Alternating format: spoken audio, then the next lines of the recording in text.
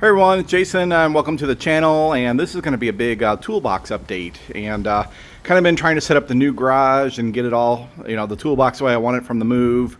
And I still have a lot of tools to add to it, but this is kind of where I ended up at. I have a 2-car garage, and it's a fairly small garage down here in Florida. So I only keep the Supra in here or whatever else, and got bikes hanging up and kayak rack and everything. But like I said, this is going to focus on the toolbox, and this is kind of my work area. And you can see I got my fan. I keep it handy. It's just blowing kind of in the wind right now. I haven't done any upgrade lighting in the garage yet. That's going to come, and that'll be like in a future video. But from a distance here, you can see I keep my creeper roller underneath it. I have an outlet on the side of it there. Some paper towels on the outside of it there. I do keep a lot of stuff sitting on top. Chemicals and stuff like that. I don't mind them being up there. My main workspace, of course, this has the door and my main workspace. I keep things handy, quick screwdrivers, quick Allen wrenches, all different sizes of that stuff, some paddle drill bits, some different types of screwdrivers. This is one of the accessories that came with the toolbox, so I just keep some easy to reach pencils, touch-up paint pens, and so on and so forth.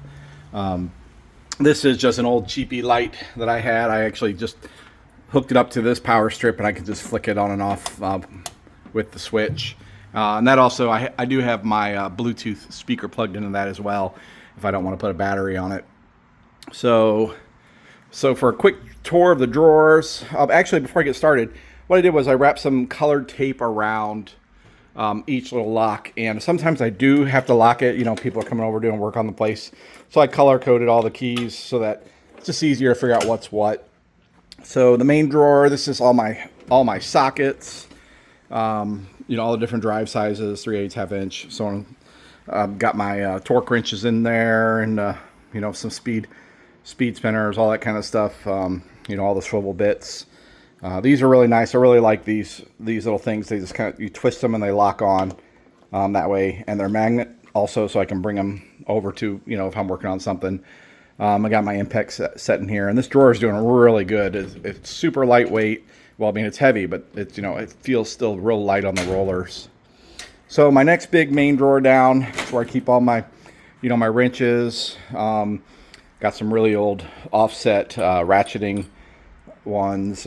Keep some extra screwdrivers down here, some bigger ones, all the different hex keys and security bits, some small portable ones, some finer screwdrivers, just a little bit of this, a little bit of that. But I separated. On one side I have all metric, on my left side, and then pretty much this is all standard on this side, so I can keep them easily distinguishable. And these are just little racks they have at Harbor Freight to hold these wrenches, and some of these are part of a set, and some of them I had to pick up extra, over the years.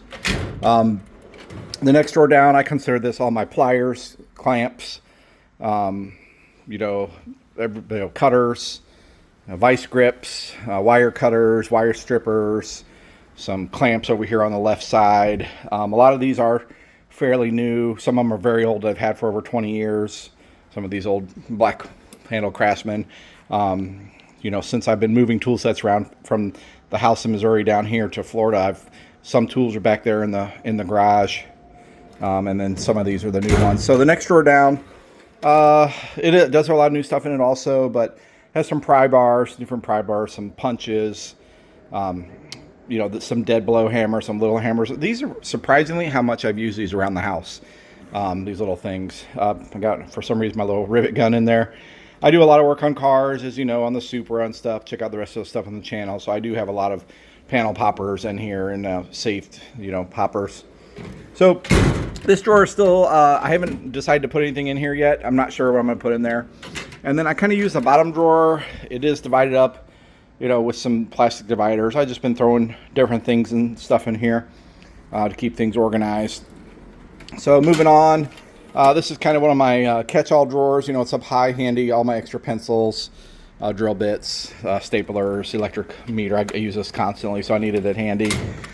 This drawer is what I call my cutting drawer. So blades for everything, saws, razor blades, scissors, cutters, you name it. Next drawer is all my measuring stuff. I have my tape measure out of here right now, but speed squares, circle cutters, you know, anything I really need that's for measuring, you know, picks, just lots of different picks, a set, different set, a little handy move around set, a little move around set of the ultra fine ones. Just trying to put my Dremel in here and my cordless soldering iron and, you know, some of the Dremel bits, so on and so forth. And then this drawer just became, you know, whenever I see a screw set or a fastener or something set, you know, just pick them up so I have them around. So the big locker on the side, I decided, you know, to put most of my cordless power tools in here. No real rhyme or reason for that. My buffers, saws, grinders, you name it. Somebody was asking in one of my videos if this bottom pull-out drawer opens, so I can kind of step back. So I have that door. It is basically, if you had it flat against the wall, it'd probably just clear the drawer. So you do have to have the door open all the way, but you don't have to have it past the side of the toolbox. It seems to just clear. That's some of my heavy duty stuff down there. And then I did do the little side add-on. I use this vise constantly in my line of work, you know, for plastics. So it's for cracking stuff out and everything. This becomes kind of my junk drawer in here. I showed you that a second ago. Punches, car stuff, some rollers and stuff for putting on. Another drywall cutter, my glass cutters. A bunch of chisels.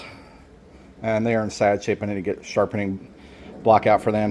All my files I keep in here. There's a tap and die set. I actually use that quite often. And this stuff just kind of become this kind of junk drawers.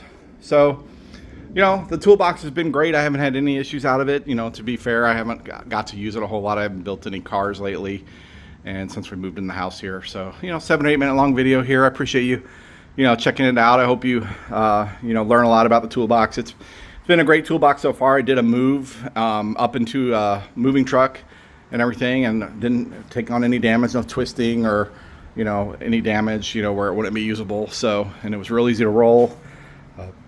And I do have the wheels locked in here. So thanks for watching the video so far. Hit that like, subscribe button, and enjoy.